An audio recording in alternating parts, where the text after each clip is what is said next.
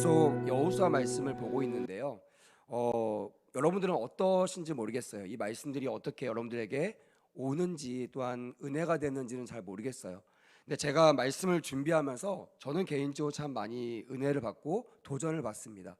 그동안 우리 자신에게 쏠려있던 나 자신만을 위해 살아왔던 저의 인생이 이것이 우연이 아니구나. 내가 이 자리에 쓴 것도 이 주일 3부 예배가 열린 것도 청년들을 만난 것도 또한 성도들이 매일매일 힘든 가운데도 새벽 예배며 모든 예배에 참석하는 것도 결코 우연이 아님을 저는 말씀을 통해서 너무나 많이 깨닫게 됩니다.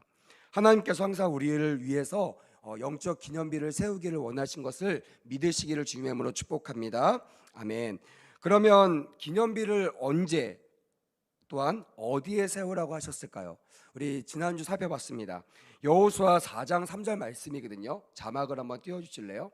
한번 읽어보겠습니다. 시작.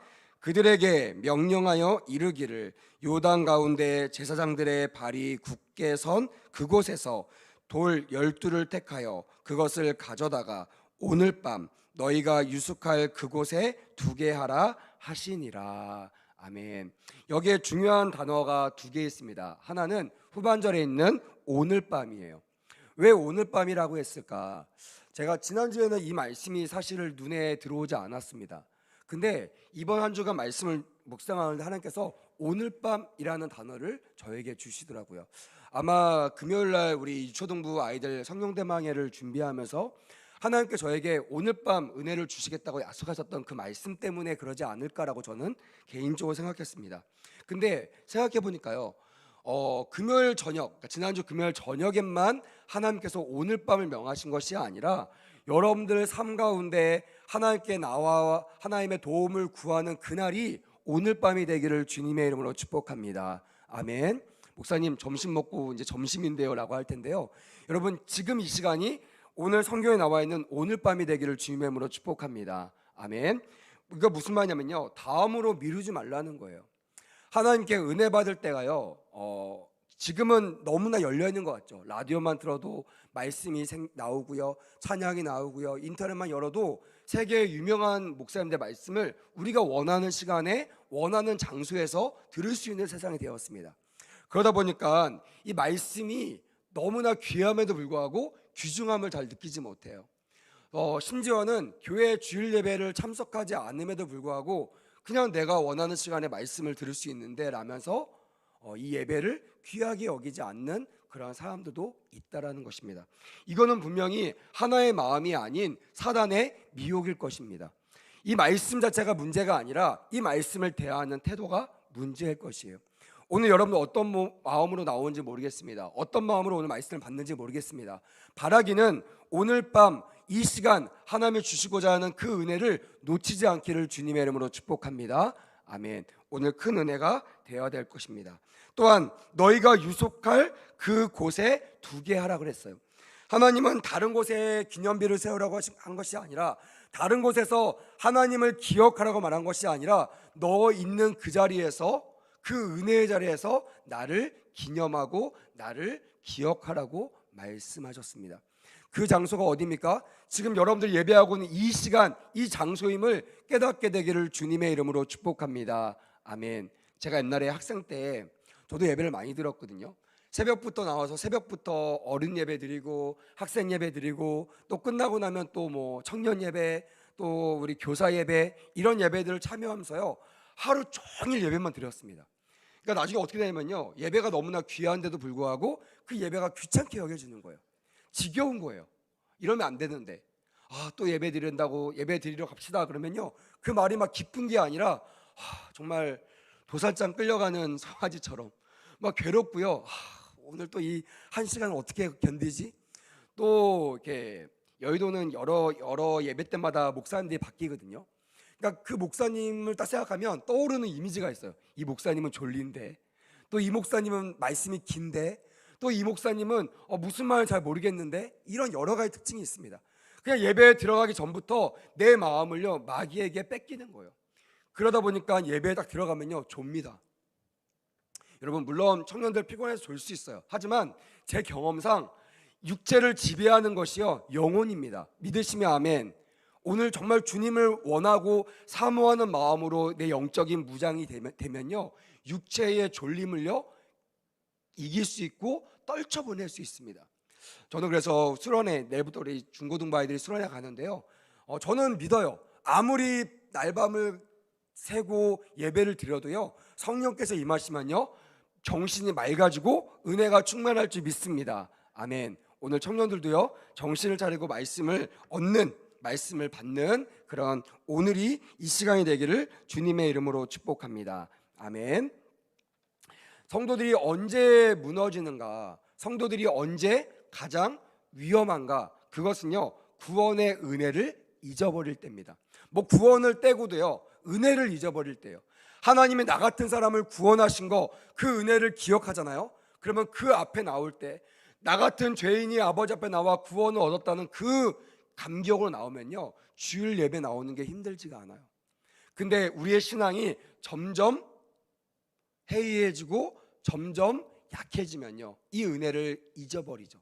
내가 왜 나와야 되는지를 잃어버리기 때문에 그 나오는 것이 정말 어렵게 느껴지게 됩니다. 그래서 우리는요 점점 그런 상황 속에서 영혼이 병들어갑니다. 말씀이 안 들려오고요, 말씀을 통하여 은혜가 나에게 미쳐지지 않는다는 것이에요. 그래서 우리는 하나님 나라 갈 때까지 구원의 은혜를 기억해야 될 줄 믿습니다. 아멘. 자, 기념비, 우리가 지난주까지 계속 기념비에 대한 얘기를 했습니다. 영적 기념비를 세워라. 그래서 우리 소영자매도 그런 예배자, 그런 우리가 되게 해달라고 기도했는데요, 정말 저는 말씀을 전하고 나서 우리 청년들 위해서 기도할 때 이 기도 제목을 계속 가지고 기도했어요. 하나님, 저들의 삶 속에서 뭐 1분도 괜찮습니다, 1초도 괜찮습니다, 영적 기념비를 세우는 그런 귀한 은혜가 있게 해달라고, 잊어버리지 않게 해달라고, 그냥 허송세월하지 않게 해달라고, 그런 은혜가 계속 진행되기를 주님의 이름으로 축복합니다. 아멘. 왜냐면요 기념비의 구속사적 의미, 정말 진정한 의미는 뭐냐면 십자가를 의미하고 있다라는 거예요. 길갈은 그래서 죄와 죽음의 법에서 해방시키신 그 하나님의 승리를 상징하는 기념비가 길갈에 세워졌다는 거예요. 그래서 기념비는요 우리가 알다시피 세례를 기념하고 세례를 상징합니다. 자막을 좀 보시면요 고린도전서 10장 1절 2절 말씀을 제가 준비해달라고 했습니다. 한번 읽어볼까요? 시작. 형제들아, 나는 너희가 알지 못하기를 원하지 아니하노니 우리 조상들이 다 구름 아래에 있고 바다 가운데로 지나며 모세에게 속하여 다 구름과 바다에서 뭘 받았다고요? 세례를 받고. 이 세례는요 뭐 우리 교회는 어떻게 하는지 모르겠어요. 근데 제가 섬기는, 제가 소속되어 있는 이 오순절 계통의 성령 계통의 이 교단은요 보통 세례식을 침례식으로 거용합니다. 밥티즘, 이게 사실 더 성경적인 그런 형식입니다. 주님께서 이 땅 가운데 우리에게 명령하신 성례입니다. 이것을 왜 그냥 뭐 약식 세례도 주고 뭐 말씀으로 세례도 줄 수 있지만 왜 성경의 말씀처럼 예수님이 받았던 것처럼 물에 잠기었다가 물에서 건진 바 되는 이 침례를 거행하는가? 그것은요 이 세례의 의미를 각인시키고 그 세례의 의미를 부각시키기 위함입니다. 세례는요 따라해 볼까요? 그리스도와 함께 죽고 그리스도와 함께 사는 것이다. 이것을 기념하는 것이 침례고 세례입니다. 다시 말하면 그냥 뭐 1년의 행사처럼 내가 이제 성장했으니까 내가 세례를 받아야지, 침례를 받아야지 해서 받는 그런 성례가 아니라 진짜 엄마의 믿음 말고, 진짜 아빠의 믿음 말고, 아니면 내가 그냥 교회에 왔다 갔다 하는 그런 형식적인 신앙 말고 진짜 내가 그리스도 안에서 죽고 그리스도 안에서 다시 내가 살았다라는 것을 많은 성도들 앞에서 공포하는 행위, 그 성례가 바로 침례라는 것이에요. 우리가 알고 있는 세례라는 것입니다. 그래서요 어떻게 침례를 하냐면요, 이제 목사님이 우리 성도님들을 침례탕, 그 물 바다나 강이나 그런 갇혀있는 목욕탕 같은 데 데리고 갑니다. 그래서 성도님이 목사님 손에 자기의 몸을 의탁해요. 거의 물에 떠 있죠.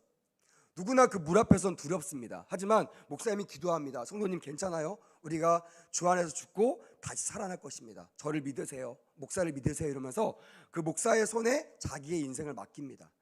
물론 이제 목사 자체에 맡기는 게 아니고요. 이 목사는 하나님의 대리자이기 때문에 하나님한테 내 몸을 맡긴다는 의미가 있어요. 그래서 그 몸에 그 손에 나의 몸을 맡깁니다. 그리고 내가 성부와 성자와 성령의 이름으로 세례를 준다 하면서 그 영혼을, 그 성도를 물에 잠깁니다. 물에 들어갈 때는요 다 이런 생각합니다. 어이구 숨찬다. 목사님 나를 안 꺼내주면 어떡하지? 근데 제가 그동안 40몇 년 동안 신앙생활하면서 수많은 세례를 했거든요. 한 명도 물에서 못 나온 사람이 한 명도 없습니다. 할렐루야. 두려워하지 않아도 돼요. 제가 이 얘기를 맨날 합니다.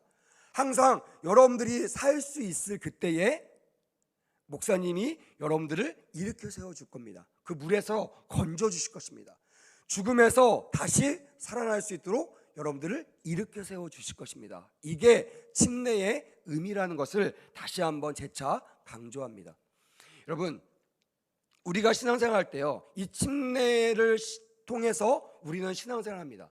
그냥 매일매일 내가 교회 와서 예배드리고 가고 그런 생활이 아니라 나는 항상 주 안에서 내가 죽는 그런 신앙생활을 하시기를 주님의 이름으로 축복합니다.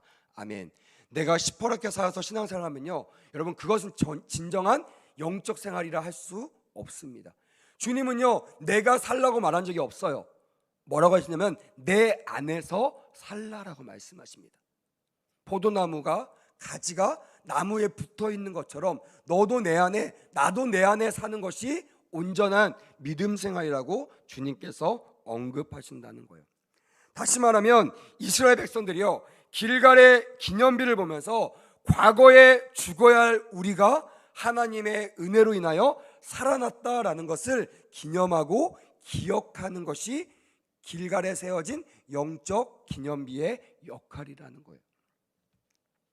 다시 말하면 길갈에 세워진 기념비는 영적인 재무장을 위한 귀한 시간들이고요, 영적 재충전에 반드시 필요한 도구라는 것입니다. 여러분, 기념비는요 원래 전쟁에서 승리한 사람들이 가지고 오는 것이 기념비입니다. 세우는 것이 기념비예요. 승리한 것을 기념하기 위해서 전쟁터에 나가서 싸운 사람들을 기념하는 것이, 기리는 것이 기념비입니다. 우리도 천안에 가면요 전쟁 기념비가 있습니다. 거기에 가면요 써 있어요. 이 기념비는 누구를 위한 것이다.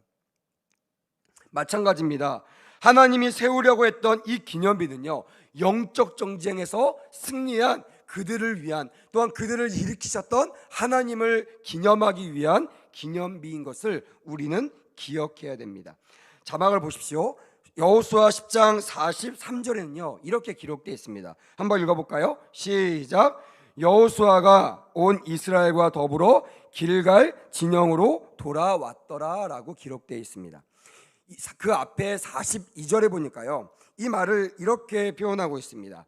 이스라엘 하나님 여호와께서 이스라엘을 위하여 싸우셨으므로 라고 기록되어 있어요. 다시 말하면 이 전쟁은요 이스라엘 백성들의 힘으로 싸워서 이긴 전쟁이에요? 아니라는 것입니다. 분명히 명시하고 있습니다. 이 싸움은 여호와께서 이스라엘을 위하여 싸우셨던 전쟁이다. 그리고 그 하나님께서 전쟁에 승리하게 하신 뒤에 어디로 돌아오게 하셨다고요? 길갈로 돌아오게 하셨다라고 성경은 기록하고 있습니다. 그래서 저는 묵상하면서 이 길갈이 무엇일까? 영적으로 무엇일까? 따라합시다. 영적인 길갈은 교회다. 믿으시면 아멘. 여러분들 일주일 동안 전쟁을 하십니다. 나가서 무기로 싸우지는 않겠지만 영적인 전쟁을 합니다. 제가 오늘도 중고등부 말씀을 전하면서 내일부터 중고등부 아이들이 3일 동안 영적 전쟁을 펼칩니다. 물론 아이들은 전쟁하러 가지 않죠. 재밌게 놀러 가고 때로는 엄마 품을 떠나서 자유롭게 3일을 지내기 위해서 갈 수 있습니다. 근데 제가 심어뒀어요. 그곳에 가면요 반드시 너희들 할 것이 있는데 그것은 영적 전쟁이다. 너희의 아버지신 하나님 아버지와 삼촌인 이 마귀가 싸우는 그 치열한 영적 전쟁을 너희들이 경험하게 될 것이다. 저도 수많은 수련회를 준비해 봤는데요 정말 말도 안 되는 일이 벌어집니다. 수련회 오는 그 과정 속에서 사고를 당하기도 하고요. 또한 뭐 보통 이제 아이들은 자의가 아니라 부모님의 의지로 수련회를 가잖아요. 근데 그 어머니와 부모님과 아침에 말다툼을 일으키는 거예요. 그러니까 아이들이요 더 엄마한테 복수하기 위하여, 엄마를 괴롭히기 위하여 엄마가 그렇게 원하는 수련회를 안 가기로 작정을 합니다.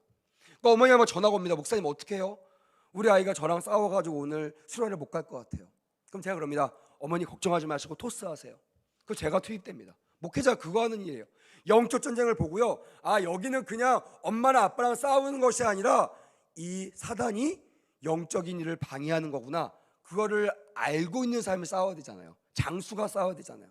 그래서 기도하면서 갑니다. 가서 그 아이를 끌고 와요. 그때는요 인정사정 보지 않습니다. 뭐 너의 사정이 이러니 이렇게 해라 막 설득하고 이러지 않습니다. 뭐라고 하냐면 이렇게 합니다. 돈 아깝다. 이미 목사님이 등록했기 때문에 와서 그냥 도장 찍고 가더라도 수련회 현장에 왔다 가라. 제 경험상이요 한 번도 왔다가 그냥 가는 사람이 없었어요. 올 때까지가 힘들어요. 거기에 앉는 데까지가 힘듭니다. 하지만 오잖아요. 왜 영적 승리를 하냐면 그 수련을 위해서 준비한 수많은 중보 기도자들이 있기 때문에 그렇습니다. 할렐루야. 여러분 마찬가지예요. 주일 3부 예배 어려워요. 1부 2부 열심히 드리고 집에 가서 쉬고 싶어요. 청년들도요 그냥 나오는 거 아니잖아요. 보니까 다 아침부터 봤던 사람들이에요. 무슨 말이에요? 방송실로, 찬양팀으로, 교사로, 반주자로 여기에 아침부터 내내 예배를 드리고 3부 청년 예배라고 여기에 앉아있는 것이 쉬울 것 같습니까? 쉽지 않아요. 알잖아요 여러분. 도망가고 싶잖아요. 목사님 가고 싶어요. 제가 막죠. 안 된다. 왜요? 왜 막겠어요? 소영아 왜 막을까? 그것은 이걸 알기 때문에 그래요. 영적 전쟁인 걸 알기 때문에. 근데 앉아 있잖아요. 정말 집에 가고 싶은데 억지로도 앉아 있으면요 하나님의 은혜가 임할 줄 믿습니다. 아멘. 길갈은요 바로 교회를 뜻해요. 일주일 동안 영적 전쟁 가운데 지치고 피곤하고 때로는 낭망하고 실패한 인생들도요 어렵지만 정말 교회에 와서 하나님을 만나면요 나의 기념비, 불쌍한 나, 죽을 수밖에 없었던 나를 구원하셨던 그 하나님을 기억하고 회상하는, 그래서 또 힘을 얻고 세상으로 나갈 수 있는 용기를 얻게 되는 줄 믿으시길 주님의 이름으로 축복합니다. 아멘. 그래서요 꼭 우리는 교회에 나와야 될 줄 믿습니다. 우리가 반드시 이런 얘기하죠. 우리는 이기는 싸움을 한다. 이 그 승리의 기념비가 뜻하는 건 뭐냐면 하나님의 싸움은 반드시 이긴다는 거예요. 다시 한번 우리 한번 선포해 볼까요? 100전 100승의 승리. 하나님은요 100번 전쟁을 치시면 몇 번 이기신다고요? 100번 이기세요. 하나님은요 지는 싸움하지 않습니다. 이기는 싸움만 하고요. 비록 전세가 불리할지라도요 주님이 투입되면요 반드시 승리의 깃발을 흔들게 될 줄 믿습니다. 이걸 아는 사람들은요 어려울수록 더 아버지 앞에 나오게 되어 있어요. 자, 은혜를 기억하고 되새김질할 때 우리는 힘이 생기는 줄 믿으시길 주님의 이름으로 축복합니다. 아멘. 그래서요 우리 교회 어른들은요 또 자녀들이 있는 부모님들은요 뭐 청년들이 있는 학생들을 억지로 막 교회를 끌고 오려고 애쓰지 마세요. 내가 또한 우리 학생들이 우리 자녀들이 기억하는 영적인 추억을 끄집어내세요. 너 2003년 수련회 기억나니? 너 작년 수련회 기억나? 이러면서 얘기하면요 우리 아이들의 마음이 움직입니다. 제가 수년간 우리 청소년들과 청년들을 이렇게 수련회로 꼬시면서 데리고 올 때 주로 썼던 방법이 이겁니다. 저는 다 기억하거든요. 그리고 수련회 때 임했던 은혜들을 다 기록하고 잊어버리지 않으려고 합니다. 막 물어봅니다. 너 이번 수련회 기대가 돼? 그러면 보통 아이들은요 까먹죠. 1년 전의 이야기니까, 6개월 전의 이야기니까. 당연합니다. 어제 일도 기억 못하는데 한 달 전, 6개월 전 기억 안 나죠. 잘 모르겠어요. 그때요 주회종은요 그것을 기억하고 선물로 그걸 줍니다. 너 작년에 수련회 기억나? 너 안 가려고 했잖아. 맞아요 그랬어요. 근데 목사님 너 데리고 가가지고 너 은혜 받은 거 기억나? 네 기억나요. 너 방언 받은 거 기억나? 기억나요. 너 하나님께 막 찬양하면서 목사님 너무나 기뻐요 라고 고백했던 거 기억나? 네 기억나요. 여러분 그 친구가 수련회 올까요 안 올까요? 당연히 옵니다. 왜 못 오냐면요 그것을 까먹기 때문에 모르는 거예요. 그래서 여러분 부모님들 또한 어른들은요 막 구박할 필요 없어요. 윽박질 필요 없습니다. 은혜를 공유하시기를 주님의 이름으로 축복합니다. 아멘. 청년들도요, 수련회 가기 전에 은혜를 공유하세요. 너 작년에 우리 이런 은혜가 있었잖아. 올해는 더 재밌대. 올해는 더 은혜롭대. 목사님과 우리가 같이 준비하고 있어. 이런 얘기를 계속 우리는 소통시켜줘야 돼요. 우리만 가지고 있는 것이 아니라 자꾸 소문낼 때 청년들의 마음 가운데 수련에 대한 소망이 일어나게 될 줄 믿습니다. 아멘. 길갈에 세워진 영적 기념비는요, 이런 역할을 한다는 거예요.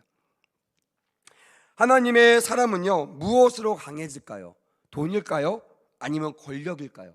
제가 얼마 전에 어느 대학교의 총장님께서 그 말씀을 전하시는데요, 정말 저 은혜를 받았습니다. 그분이 그러시더라고요. 10년 전만 해도, 그분이 이제 10년이 아마 넘었을 거예요. 10년 전만 해도 자기와 같은 대한민국의 총장의 무려 90%가요 그리스도인들이었대요. 몇 프로가 그리스도인들이었다고요? 90%가 믿는 총장님이었다고요. 뭐 그 안에는 뭐 미션 스쿨도 있을 거고요, 아니면 일반 종합대학도 있었을 겁니다. 근데요, 대학의 성격과 상관없이 그들을 인도하고 있는 총장님들의 90%가 바로 예수님을 믿는 그리스도인이었다라고 얘기하더라고요. 그 말이 뭐예요? 교회 안에 지식인들이 있었다 없었다? 있었다라는 거예요. 무식한 사람들만 예수 믿는 게 아니라고 그분이 강조하더라고요. 근데 지금은 신학교 빼고는 총장님들 중에 믿는 사람들을 찾아볼 수가 없다라고 안타까워하셨습니다. 이게 과연 대학교 총장님만의 문제일까요? 직장은 어떻습니까? 옛날에는요, 직장에 가면요, 신우회라는 게 있었습니다. 기억나실 겁니다. 교회에 열심히 다니는 사람들이요, 회사에서도요, 회사가 일터가 우리의 예배당입니다 이러면서 점심시간마다 모여서 예배를 드리는 사람들이 있었습니다. 물론 다른 사람들은 수근수근 대죠. 놀리죠. 저렇게 유별나야 돼? 근데 그들은요, 그 예배가 너무나 귀했습니다. 저도 그래서 그런 예배하는 곳에 가서 말씀도 전하고요, 기도회도 인도했던 경험이 있습니다.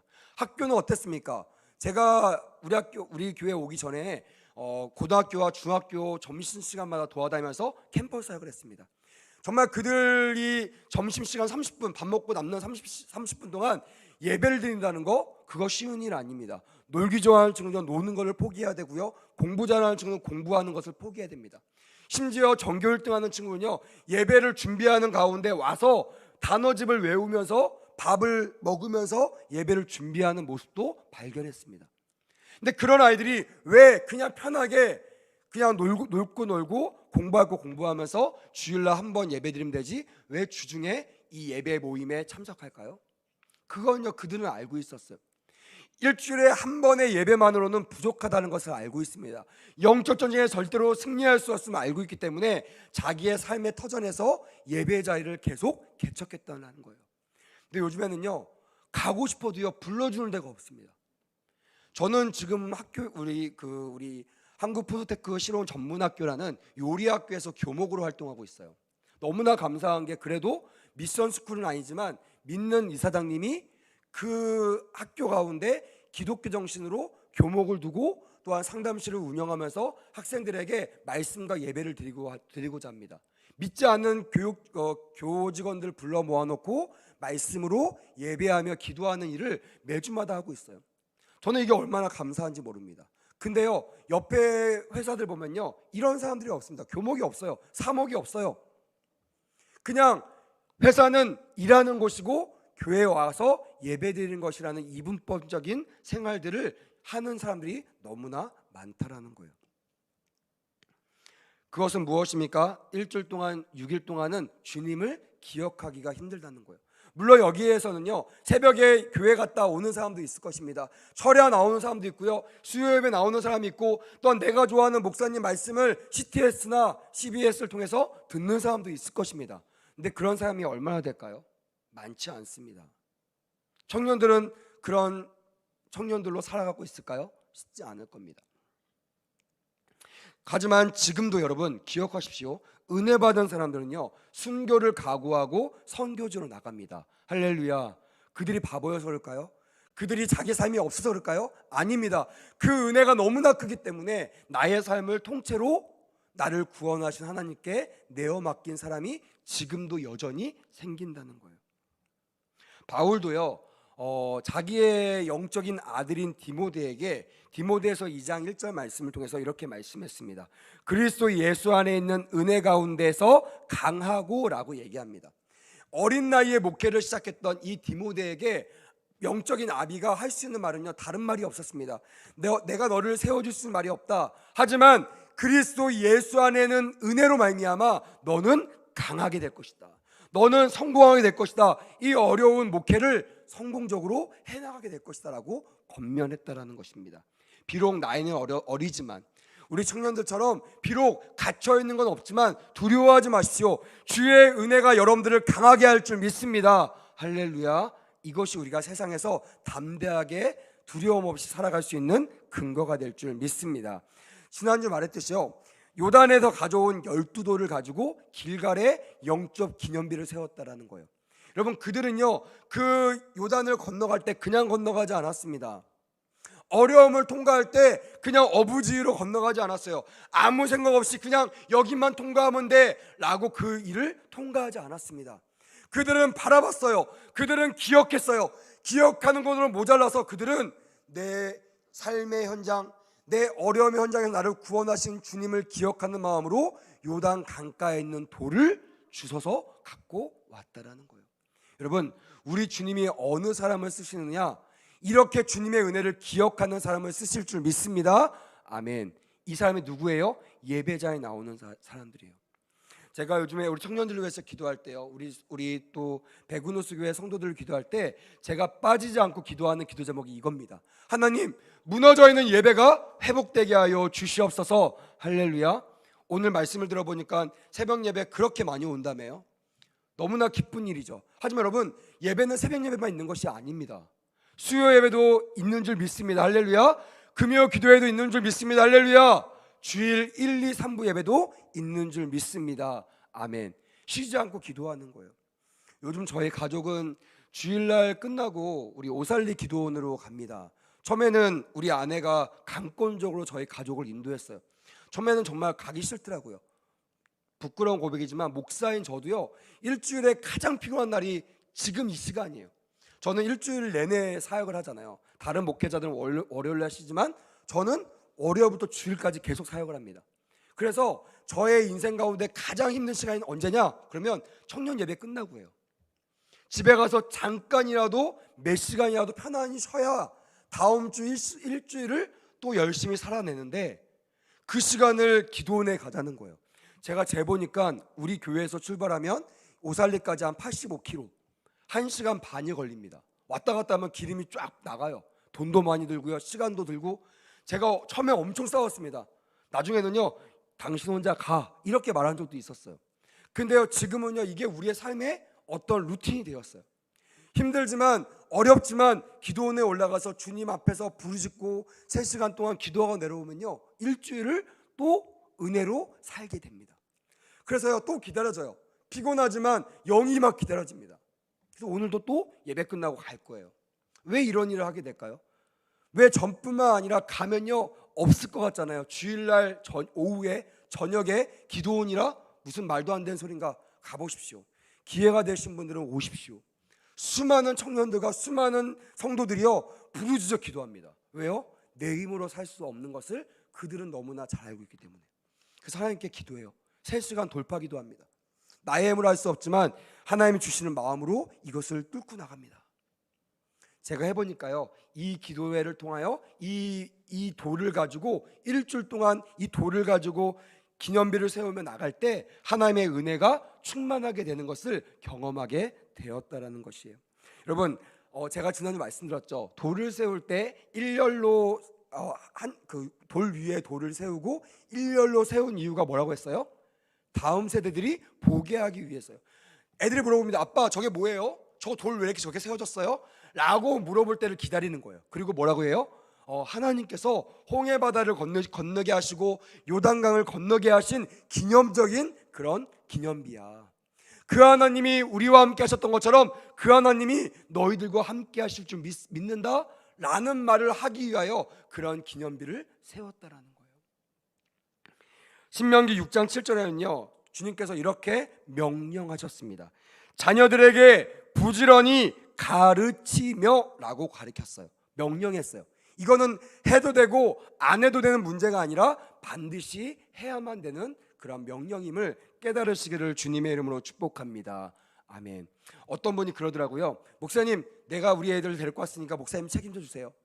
물론 감사하죠. 안 보내는 분들에 비하면 너무나 감사한데요, 저는 꼭 이런 얘기합니다. 제가 교회에서 열심히 우리 아이들을 양육시키겠습니다. 하지만 어머님, 꼭 기억하십시오. 하나님이 명령하신 영적인 부모는 저뿐만이 아니라 부모입니다. 저도요, 목사지만 집에서는요, 우리 믿음이 소망이를 가리키는 의무가 누구한테 있냐면 저와 우리 아내한테 있는 거예요. 교회에서는 우리 아이들을 가리킵니다. 청년들을 양육합니다. 이거 내가 해야 돼요. 왜? 내가 청년 목사니까. 하지만 근본적인 하나님이 신앙의 교육의 장으로 보내신 곳은 교회뿐만이 아니라, 따라합시다, 나의 가정이다. 그래서요, 교회뿐만이 아니라 가정도 길갈이 돼야 될 줄 믿습니다. 아멘. 부모님들이여 자녀들 불러 모아놓고 오늘 무슨 은혜를 받았니? 오늘 나에게 하나님께서 이런 은혜를 주셨다. 우리 작년 기억나니? 재작년 기억나니? 우리에게 이런 일이 있었는데 이거를 기도로 뚫고 나온 거 기억나니? 이러면서 가정에서 기념비를 세우며 자녀들에게 양육하며 가르치는 우리 모두가 되기를 주님의 이름으로 축복합니다. 아멘. 여호수아 4장 23절에 보니까요, 우리를 건너가게 하심과 같았나니라는 말이 있습니다. 그것은 무엇이냐면요, 그 하나님이 영원토록 동일하신 하나님이심을 그렇게 간증하고 있는 것입니다. 홍해와 요단의 강을 마르게 하셔서 건너가신 하나님이 어제나 오늘이나 영원토록 변함이 없으신 너의 하나님이 되기를 원한다라는 고백이 교회뿐만이 아니라 가정에서도 이루어지기를 주님의 이름으로 축복합니다. 아멘. 그렇게 하지 않으면요, 여러분, 엄청난 일을 경험하게 될 것입니다. 바로 전혀 우리와 다른 세대가 된다고 성경은 기록하고 있습니다. 영국의 이야기입니다. 영국의 두 자녀를 둔 박사학위 2년차 그 사람이요, 동성연애 반대의 글을 페이스북에 올렸대요. 뭐 이런 일을 할 수 있잖아요. 내가 동성애 반대하면요, 내 페이스북에 그것을 반대하는 글을 올릴 수 있는데요, 이것을 본 교수가요, 그 박사학위 2년 차인 그 학생을 퇴학 처분했다는 기사를 보게 되었습니다. 믿음의 본 고장인 영국이에요. 영국 아시죠? 우리나라 초기 선교사들이요, 영국에서 많이 파송되었습니다. 무슨 말이냐면요, 우리의 영적인 아비들이요, 영국에 파송시켰던 그런 선교사들이라는 거예요. 우리를 구원했던, 우리에게 영적인 하나님을 공급했던 그 영적인 나라들이 지금 이런 세태에 빠지게 되었다라는 거예요. 차별금지법이 통과되고요, 동성애에 대해서 말하지 못하게 만들고요, 또한 하나님만 유일한 신이심을 고백하면 감옥에 갇히고 또한 여러 가지 어려움을 당하는, 불이익을 당하는 일이 지금 영국과 미국 현장에서 동일하게 이루어지고 있다라는 거예요. 여러분, 영국의 그 학교가 처음부터 그런 학교였을까요? 아니었습니다. 영국은 믿음 있는 학교들이 많죠. 명문들이 많아요. 근데 그런 학교가 다 가르침을 포기했기 때문에 다른 세대가 되었다라는 거예요. 제가 두 번째 사역했던 데가 강남입니다. 강남에서 한 2년 정도 유초동부를 맡아서 사역했는데요, 강남 아마 가신 분들 아실 겁니다. 강남시 그 사거리인가요? 그 강남역이 있는 그 사거리에 가면요, 가장 많이 있는 점포, 가장 많이 있는 상점이 무엇인지 아십니까? 지금 많이 바뀌었을 수 있는데요, 제가 사역할 때만 해도 조사했어요. 우리 청년들을 데리고 조사했습니다. 어떤 가게가 있고 어떤 영적인 것이 있는지, 교회는 어디에 몇 개가 있는지를 다 다니면서 조사해서 그림을 그렸어요. 지도를 그렸어요.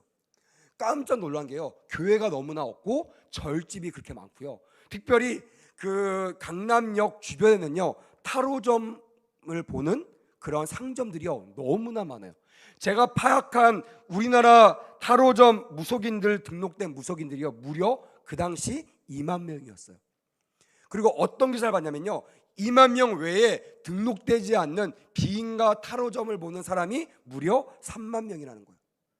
다시 말하면 그냥 어림잡아 한 6만 명 정도의 타로점을 보는 무속인들이 한국에 존재하고 있었더라.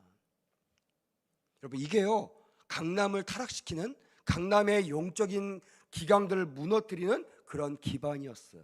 그래서 우리 청년들과 함께요 금요일날 기도하면서 지도를 보면서 하나님, 저 영적인 것들이 무너지게 해달라고, 하나님의 거룩한 것들이 세워지게 해달라고 땅 밟기도 하고요, 막 나가서 노방전도도 하고요, 그런 일들을 해나갔습니다.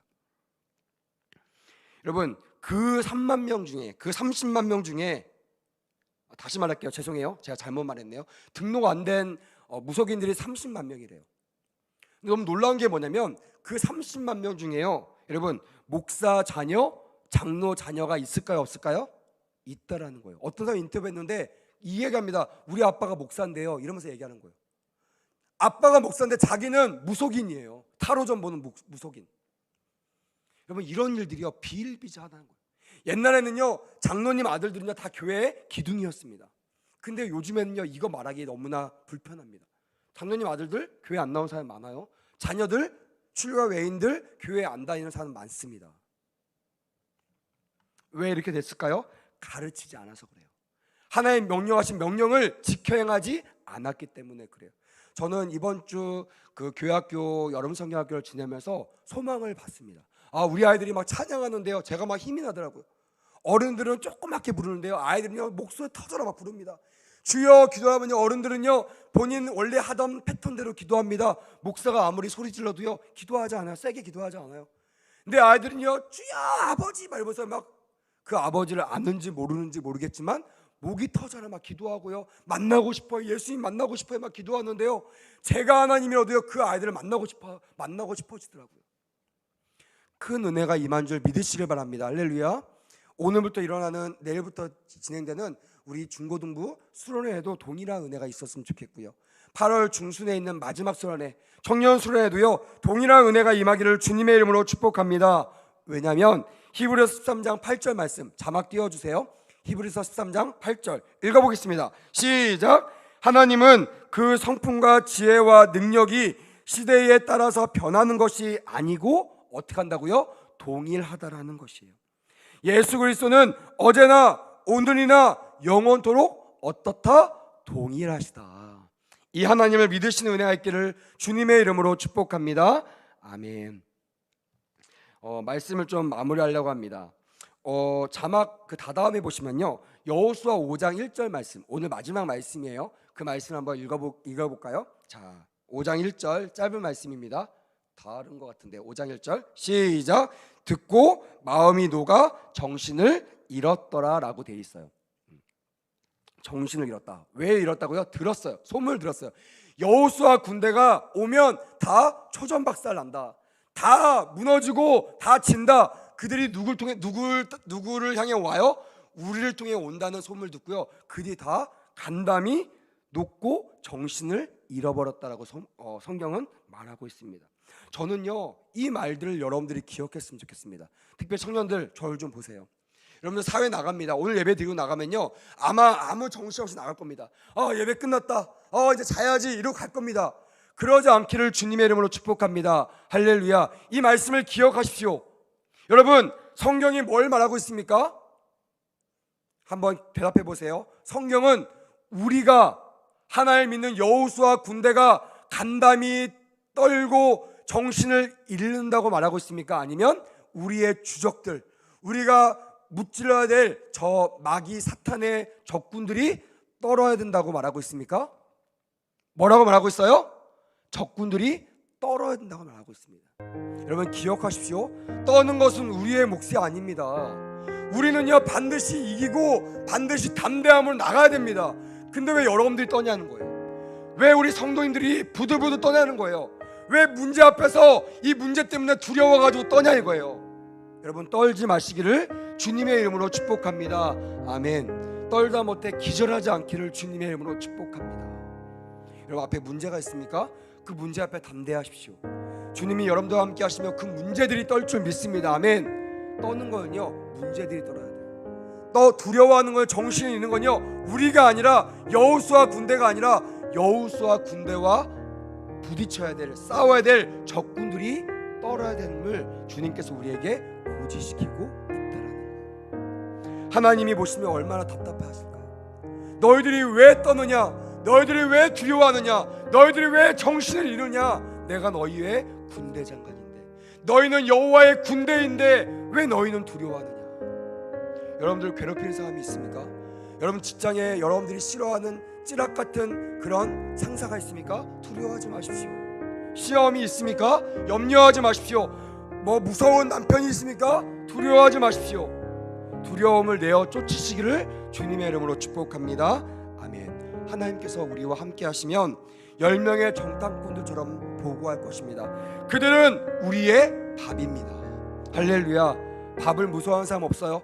밥 차렸는데 너무 무서워가지고 정신을 잃는 사람 있어요? 없어요? 없어요. 그 밥은요 너무나 쉽게 먹을 수 있는 겁니다. 세상을 향하여 도전하십시오. 세상을 향하여 선포하십시오. 너희들은 나의 밥이다. 너희 회사들이여, 너희들은 나의 밥이다. 제가 청년들 그 직장에 면접 보러 갈 때 기도 받으러 오면 이 말씀을 꼭 전합니다. 10번을 외치고 와라. 저 회사를 두려워하지 말고 회사는 나의 밥이다. 면접관들은 나의 밥이다. 이러고 가면 하나님께서 담대함을 주신다. 만약 떨어지면 너희들 탓하지 마라. 너희 같은 사람을 못 알아본 저 회사의 잘못이고 저 회사의 몫이다. 너는 더 좋은 회사로 갈 수 있다라고 저는 항상 이렇게 믿음으로 선포했습니다. 말씀을 맺도록 하겠습니다. 여러분, 우리의 모습은 어떻습니까? 영적 기념비를 세우는 모습이 되기를 주님의 이름으로 축복합니다. 아멘. 청년들 모임 때도요, 모여서 여러 가지 이상한 말 하지 마세요. 믿음 없는 말 하지 마세요. 믿음 있는 말을 나누시는 모임 되기를 주님의 이름으로 축복합니다. 아멘. 그리고요, 가정에서도요, 자녀들에게 하나님 우리에게 주셨던, 우리 가정에 주셨던 이 축복의 말씀들을 전달하고 전파하는 믿음의 가정, 믿음의 길갈들이 다 되시는 저와 여러분 되시기를 주님의 이름으로 축복합니다. 아멘.